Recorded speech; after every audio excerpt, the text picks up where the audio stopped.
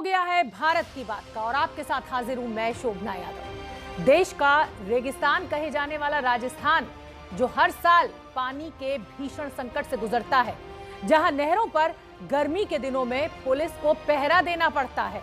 हालत यह है कि उसी राजस्थान के कई शहर बाढ़ के पानी में डूबे हुए हैं। शहरों में 3 से 4 फीट पानी भरा हुआ है। लगातार हो रही बारिश के बाद बांध तक ओवरफ्लो हो चुके हैं और अपना घर, खेत खलिहान बारिश में बहता देखकर इंसान कह रहा है कि अब बस करो भगवान।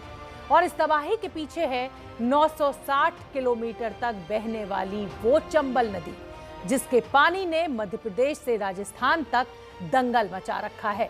लेकिन सवाल यह है कि क्या इस पानी को सहेजने का कोई तरीका नहीं, ताकि हम मई जून में बूंद बूंद के लिए तरसने के लिए मोहताज ना हो।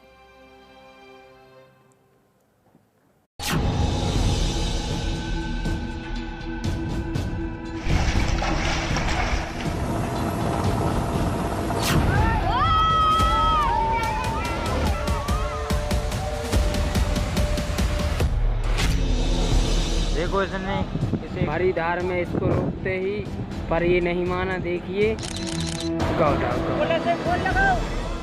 उनके मकान टूट गए।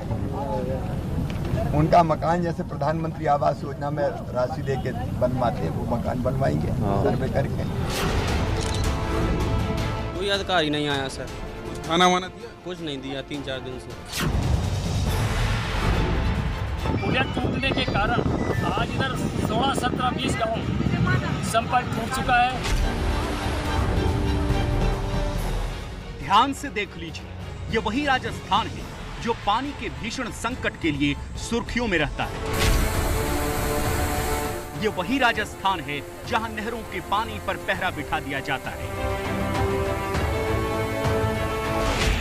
जल प्रलय से कांपता ये वही राजस्थान है जहां किसानों को अपनी फसल के लिए सरकार के सामने प्रदर्शन करना पड़ता है।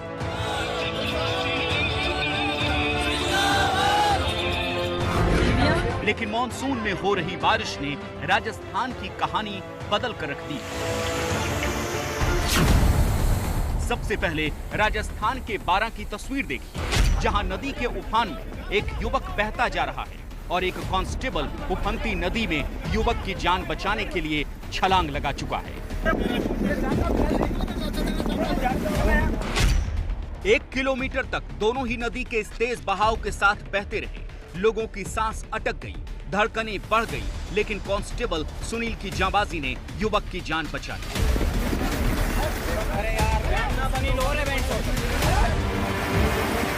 पानी बढ़ने की वजह से रास्ते बंद हो चुके हैं और लोगों को जेसीबी मशीन में बिठाकर इस पार से उस पार ले जाया जा रहा है।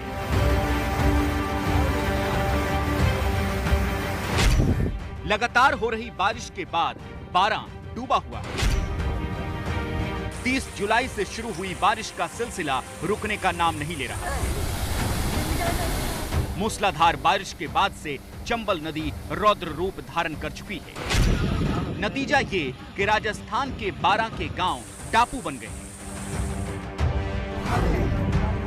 इंसान तो इंसान, पानी के प्रकोप से अजगर भी सहम कर पेड़ का सहारा ढूंढ रहे हैं। बारां जिले में 11 बांध, जिनमें से कल तक 9 बांध ओवरफ्लो हो चुके हैं। 1.25 लाख की आबादी वाले बारां शहर में 3 से 4 फीट पानी भरा हुआ है। नदी का तेज बहाव अपने साथ कई पुल बहाकर ले गया है। हालात ये है कि लोग जान जोखिम में डालकर पानी में डूब चुकी पुलिया को पार करने की कोशिश कर रहे हैं।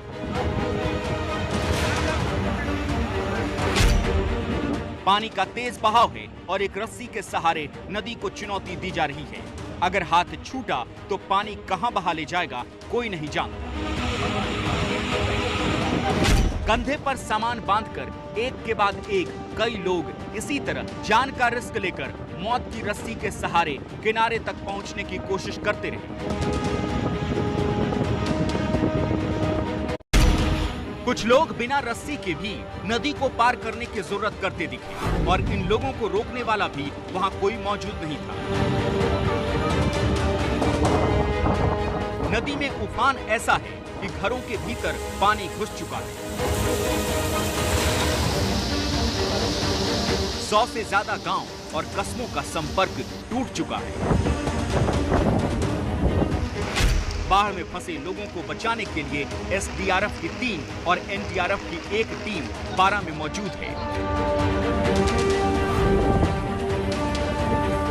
जिले के ज्यादातर इलाकों में 3 दिन से बिजली तक नहीं आ रही है। वो किसान तो खून के आंसू रो रहा है, जिसके खून पसीने से तैयार की गई फसल बाढ़ के पानी में तबाह हो गई है। चंबल खतरे के निशान से 13 मीटर ऊपर बह रही है। राजस्थान के कोटा संभाग में 2.5 लाख हेक्टेयर फसल बर्बाद हो चुकी है। कोटा संभाग में कोटा, बारां, बूंदी और झालावाड़ आता है। 6000 से ज्यादा मकान तबाह हो चुके हैं, जबकि 200 से ज्यादा सड़कें टूट चुकी हैं। बारां के बाद राजस्थान के झालावाड़ की तस्वीर देखिए, जो बर्बादी की मिसाल बना हुआ है। टीवी स्क्रीन पर आपको एक ट्रैक्टर और एक बस दिखाई दे रही है। बस पानी में लगभग आधी डूब चुकी है और तेज बारिश हो रही है। चारों तरफ लोगों की भीड़ मौजूद है। दरअसल ये बस स्टेट डिजास्टर रिलीफ टीम की है। पानी इतना ज्यादा है कि बचाने जा रही टीम को ही रेस्क्यू करने की नौबत आ गई। एसडीआरएफ की टीम के लोग रस्सी लिए दिख रहे हैं। ट्रैक्टर के जरिए बस को बाहर निकालने की कोशिश जारी है।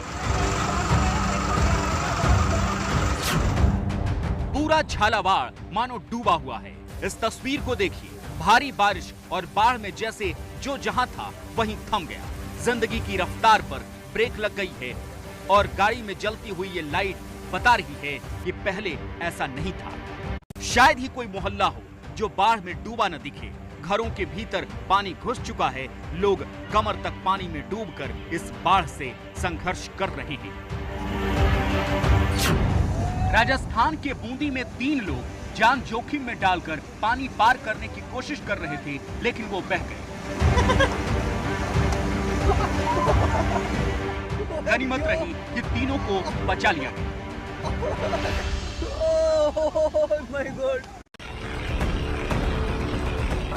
चंबल नदी सिर्फ राजस्थान में नहीं बल्कि मध्य प्रदेश में भी हाहाकार मचा रही है।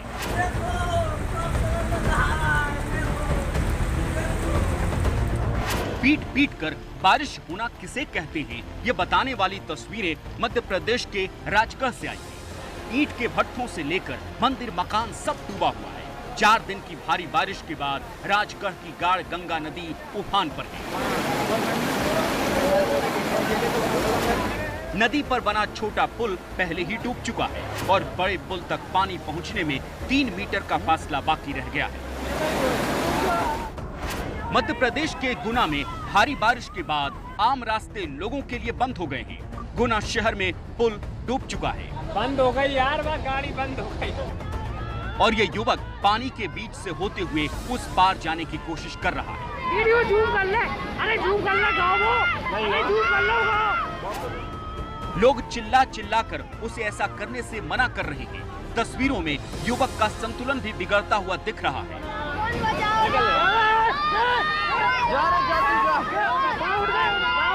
वीडियो जूम कर ले, अरे जूम कर ले गाँव। आखिर में वही होता है जिसका डर था। युवक पानी में बहने लगता है। मौके पर मौजूद युवक छलांग लगाकर बहते हुए युवक को बचा लेता है। अरे पकड़ लो। मध्य प्रदेश के सागर से भी बिल्कुल ऐसी ही तस्वीर आई। ये नहीं माना, देखिए। दलपतपुर में बीना नदी पर बने पुल के ऊपर से पानी बह रहा है। यहाँ बोर्ड भी लगाया गया है, जब पानी बह रहा हो तो पुल को पार न करें। लेकिन एक युवक ने इस चेतावनी को नजरअंदाज किया। फिर क्या हुआ, ये देखिए।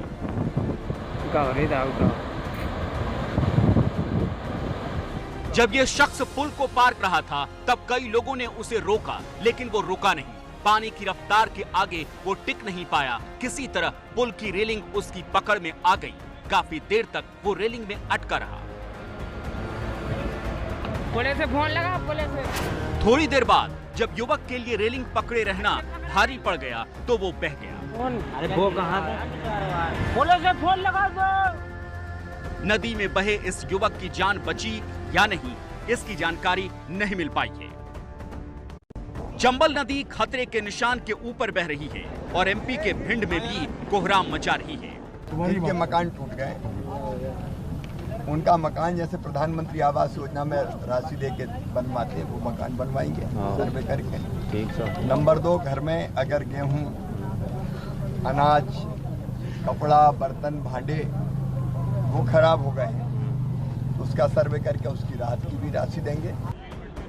भिंड की तस्वीर दिखाने से पहले हम आपको बताते हैं चंबल नदी आखिर एक साथ 3 राज्यों को बाढ़ से कैसे दहलाती है। चंबल नदी की कुल लंबाई 960 किलोमीटर है। मध्य प्रदेश में चंबल की लंबाई कुल 346 किलोमीटर है।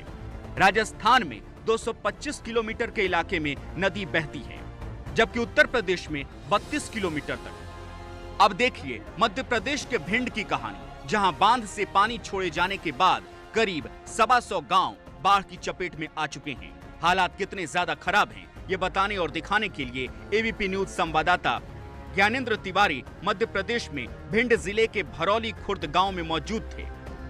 ये बाढ़ से आई तबाही के बाद ये स्थिति किसी ने नहीं सोची थी।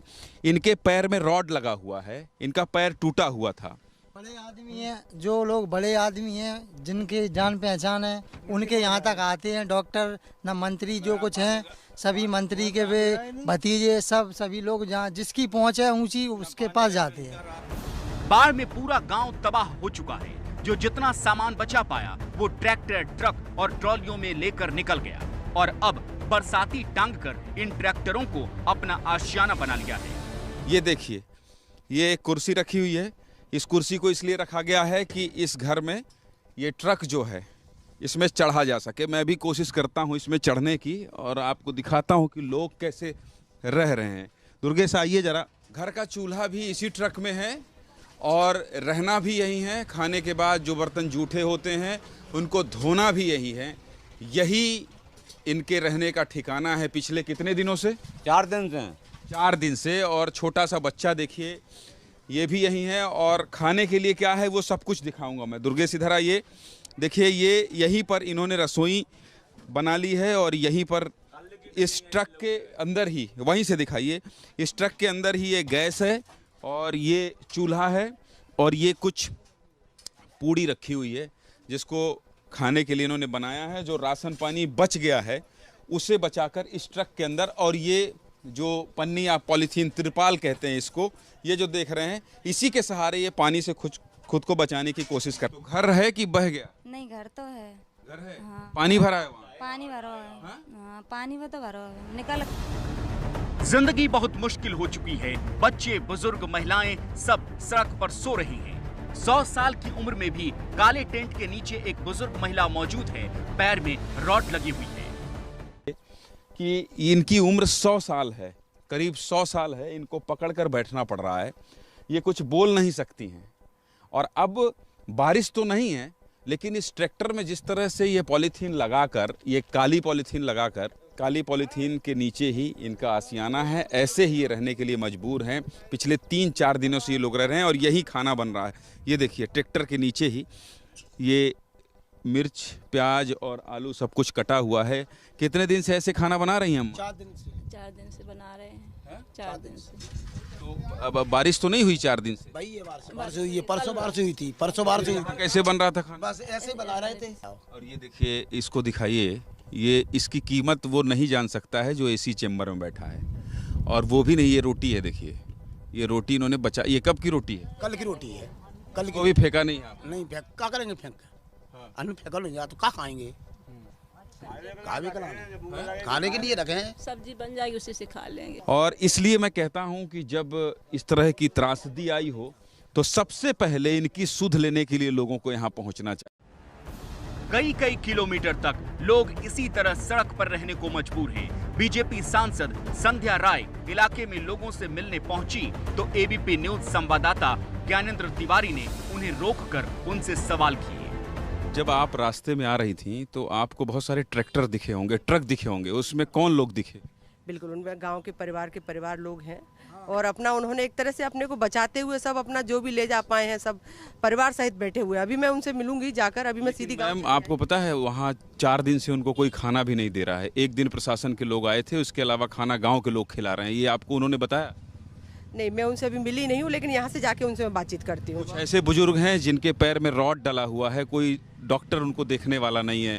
ऐसे लोग भी ट्रैक्टर और तिरपाल के नीचे, छोटे छोटे बच्चे सड़क के नीचे सो रहे हैं, उन्होंने कुछ आपको बताया? नहीं, मैं उनसे अभी जाके मिलती हूँ और जो भी मदद शासन से मेरी तरफ से मैं बिल्कुल उनसे मिलकर बात करती हूँ। अभी एबीपी न्यूज़ से आप आश्वासन दे रही हैं कि आप उनसे मिलेंगी, उनकी बात सुन? अरे आप बिल्कुल मेरे साथ चलिए, मैं अभी उन्से मिलके उनसे चर्चा करके ही निकलूंगी, आप चिंता नहीं करिए। तो ये इलाके के सांसद का भरोसा है जो कि एबीपी न्यूज़ ने उनसे कहा, उन्होंने बताया कि आप आई हैं, आप घूम रही हैं, तो उन तक भी जाइए। जो लोग ट्रैक्टर के नीचे सो रहे हैं उन तक भी जाइए, जिनके पास 4 दिन से खाना नहीं है। और इसीलिए हम कहते हैं कि एबीपी न्यूज़ जन सरोकार की पत्रकारिता करता है। तो देखा आपने, एबीपी न्यूज़ संवाददाता ज्ञानेंद्र तिवारी ने बीजेपी सांसद को जनता की तकलीफ बताई थी। सांसद ने वादा किया कि उनसे मिलेंगी और कुछ घंटों बाद सांसद बारिश में भीगते हुए मौके पर पहुंची भी, ट्रैक्टर और ट्रॉली में त्रिपाल के सहारे दिन काटते लोगों से मिली और उन्हें कॉलेज और स्कूल में बनाए गए राहत शिविरों तक जाने की बात कही, जहां सरकार ने उनके लिए रहने और खाने का इंतजाम किया है। हम फिर बाढ़ से मची तबाही की रिपोर्टिंग करने जाएंगे और उन आवाजों को सरकार तक पहुंचाएंगे जो पहुंच नहीं पा रही हैं।